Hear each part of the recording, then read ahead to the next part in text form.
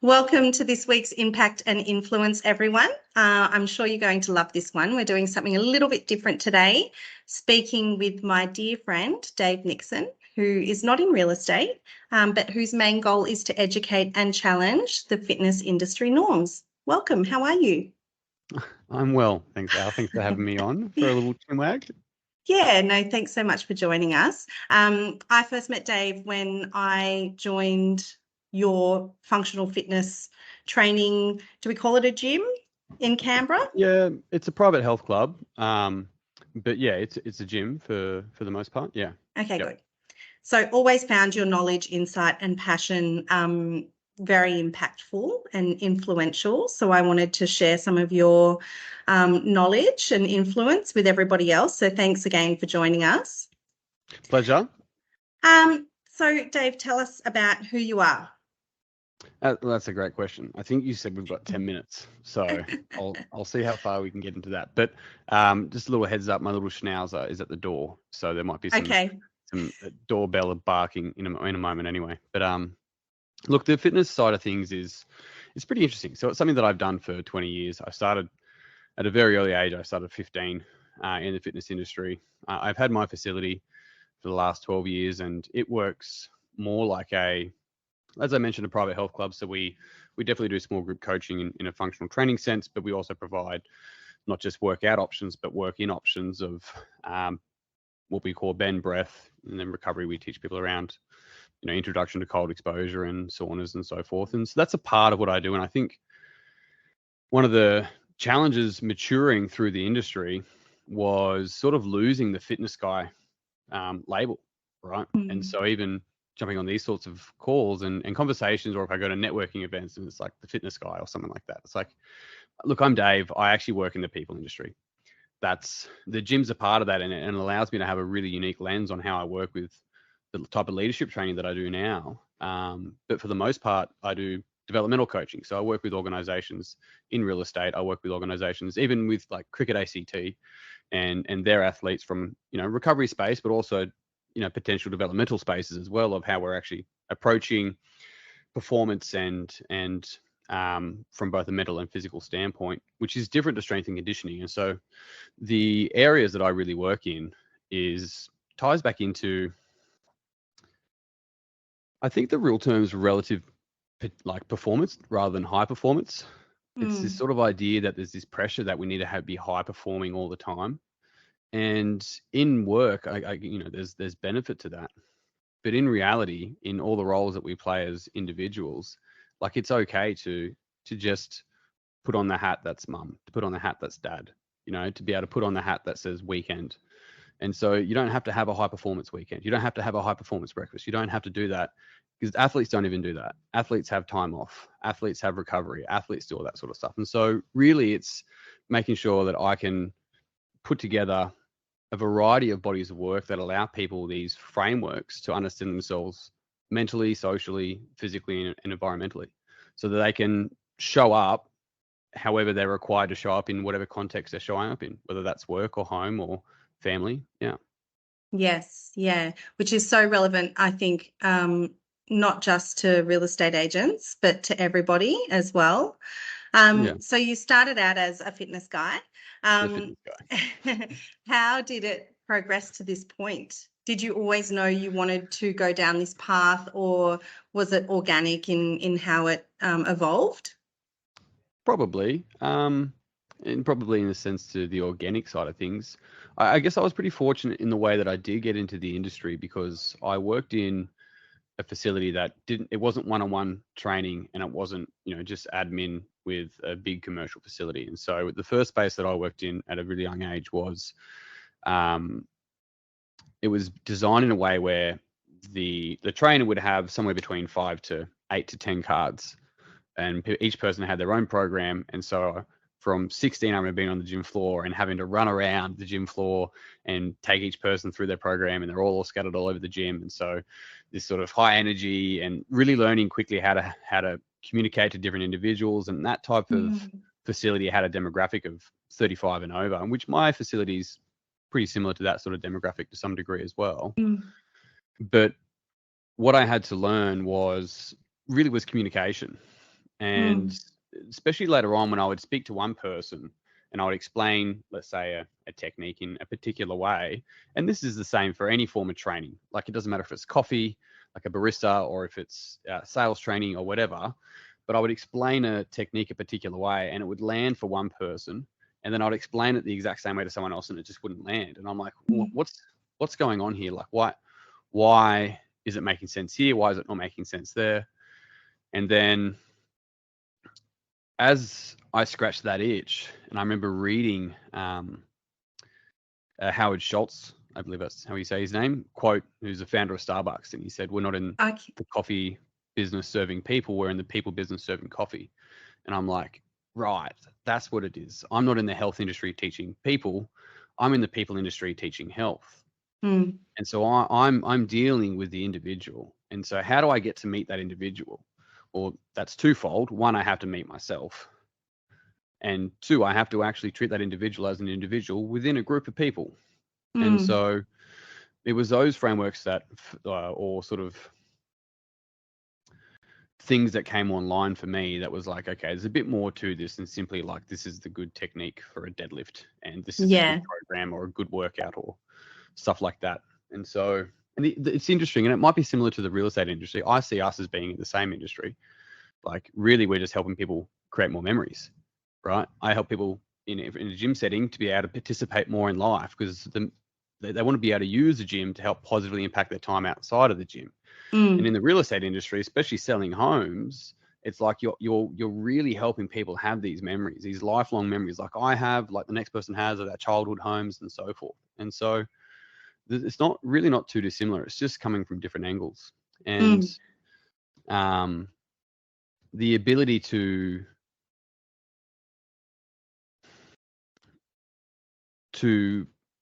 co-facilitate, to work with the person in helping them achieve that, whatever it is for them, to define what health is for them, is foundational, is fundamental for that person's ability to really get a return on their investment from their time in the gym and the money they spend.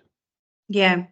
I love what you just said about what health is to them, because I think so often, you walk into a gym or you meet with a trainer and they are telling you what's healthy and what benchmark you need to work towards.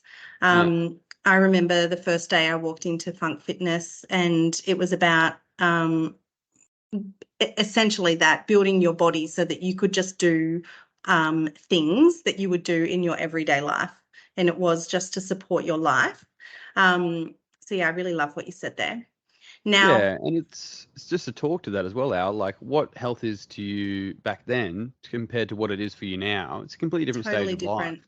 Totally and different. So it's so important for you to have a voice and a reflection on that and go, hang on a sec, what actually is health for me right now, given my life conditions and the responsibilities I have, and with my new worldview at this age compared to the stage earlier. Yeah, that's so true. It really, really shifts. Now, I know we're not talking too much about the gym because I know you have really evolved a lot since then. You still have your gym. It's still a very successful business. But I wanted to go into what I think is certainly in the wellness industry, it's trending right now, cold exposure and breath work.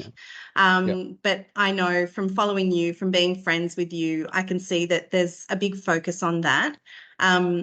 I personally, I do some ocean swimming and I never, ever feel better than how I feel after I've been in the cold ocean. And it's definitely in winter. That's when it's the best.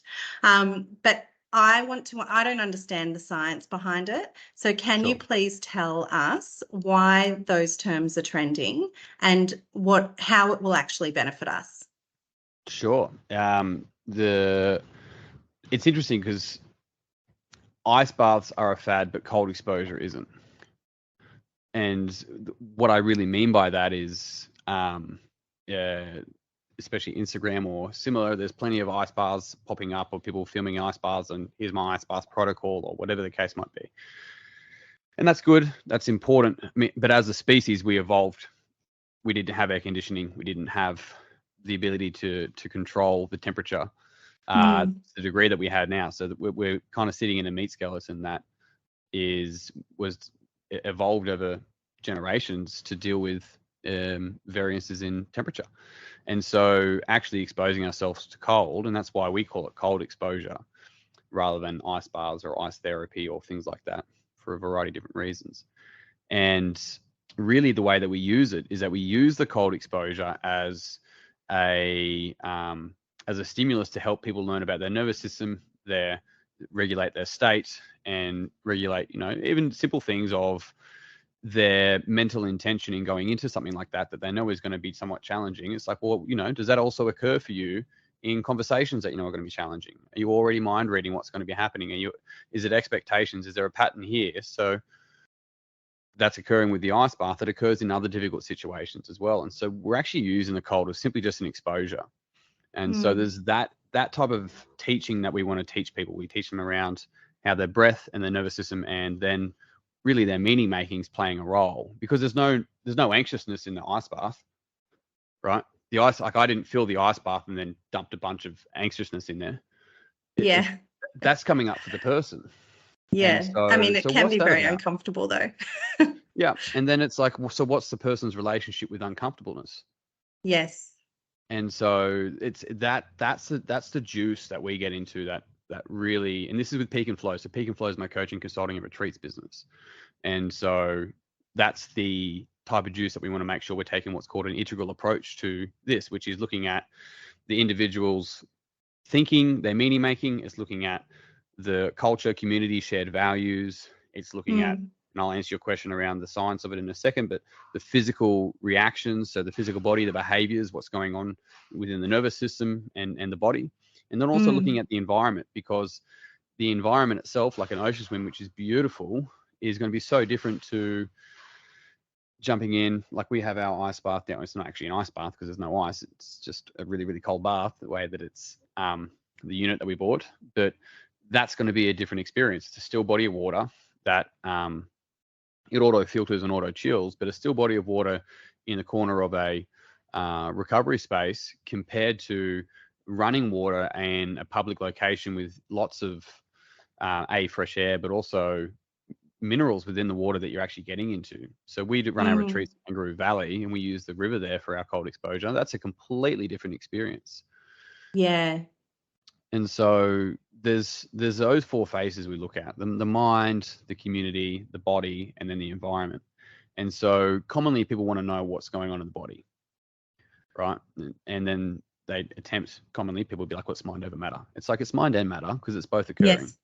Yeah. And so there's plenty of benefits, and a quick Google search will do it more justice than me explaining it here now. But from, activating brown fat, which helps with thermogenesis, which actually helps with basically burning more fat. We also release adrenaline, but not from the adrenals, from within the brain, which allows us to feel more alert.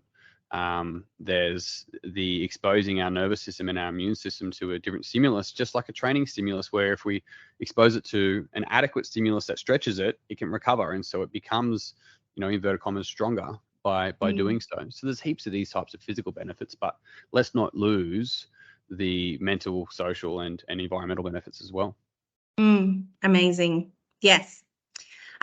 And so in your experience, or with your knowledge, what would you say are some common limiting factors that we have that stop us achieving our potential? People attempt to double down on their strengths rather than figuring out what their blind spots are. So our potential fundamentally lies in our blind spots, not in our strengths. And so the example is those four areas that I mentioned, is that usually one of those four areas people have a strength in and people have a blind spot in.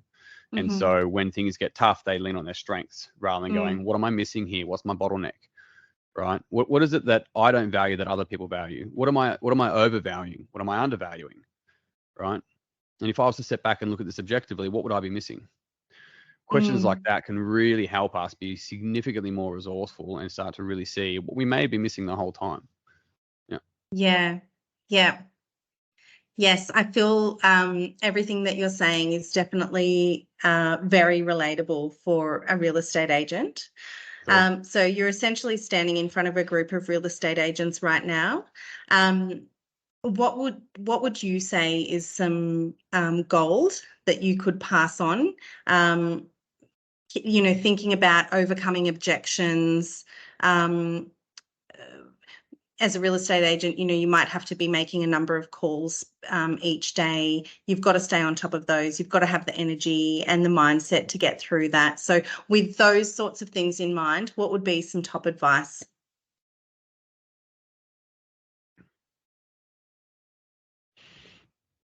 Put you on the spot there. So the things that come to mind is to be so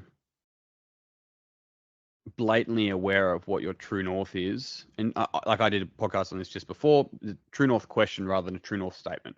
So what's a true north question that can help me uncover the best of me every single day, and making sure that every single time I pick up that phone or talk to somebody, that's what's coming through. This isn't me making a sale. This is me seeing if we're a good fit. And this is, and so Sharon Drew Morgan calls this buying facilitation. And really what that is working with the individual and realizing that 100% of our customers, 100% of our team, 100% of our suppliers, they're all humans. And so how do I work with this person to get the best solution for them? And if I'm not the right person, how do I let that person move on and move on to the next thing or the next person as soon as I can? There was a metaphor that was passed on to me a few years ago now, and it was to do with sales, and it was to do with this idea that if a butterfly lands on a flower and it can't pull any nectar from it, it doesn't sit there and try and continue to pull nectar from it. It just allows itself, flies away, goes with the breeze, it lands on the next flower, and it will continue to do that until it finds a flower that's got the right nectar for it. It doesn't get offended at that flower. It's not like that flower's stupid, it doesn't understand, I'm trying to help it. It doesn't do any of that. It's just like, okay, next. Yeah, that flower has no nectar for me. Moving on. Yeah. I love that. Now, Dave, you have had many, many successes and accolades. You've written a book. You're the host of your own podcast. You've won Business Person of the Year in Canberra. What would you say your proudest achievement is? Look, I hit a century in social cricket on the weekend. That was pretty good. Look, my proudest achievement. This might sound a bit silly. I'm not sure. I haven't probably had to say it before, but stopping and actually allowing myself to feel good about my achievements, rather than just letting the idea that I'm not good enough continue to drive me, is being able to stay hungry whilst also being able to go, hey, I've actually dug myself out of this hole pretty good, but I'm not finished. And so being able to have that, it's probably as corny or cliche or whatever, that it took the pressure off, but it didn't take the hunger away. Yeah, good. As your friend, I'm so happy to hear that. Yeah, I'm very pleased. So Thanks, what would you say is next for you? Is next, did you say? So more consulting and coaching work through Peak and Flow. It's what I'm really enjoying now. So working with construction companies, working with schools and their leadership teams, and helping them have the frameworks and learnings to be able to really choose and be aware of how they're showing up, both mentally and physically. And so being able to do that and leaning on this idea that I'm just working the people industry, just like all those businesses, and how do we help these people show up in work the best they can, and just as importantly, show up at home as best they can. And so the retreats and a lot of my body of work is all leaning in towards that to help people meet the moment. Yes, and Peak and Flow. What is your podcast called? The Peak and Flow podcast. Peak and Flow podcast. Yeah. Excellent. Thank you so much for your time today. It's a very, very small window into your knowledge. You've definitely had a big influence on me in my life, and I need to tap into your knowledge more often, I think. But thank you so much. I look forward to sharing it with everyone. Thanks, Al. Thanks for having me on. It was lovely to catch up. Pleasure.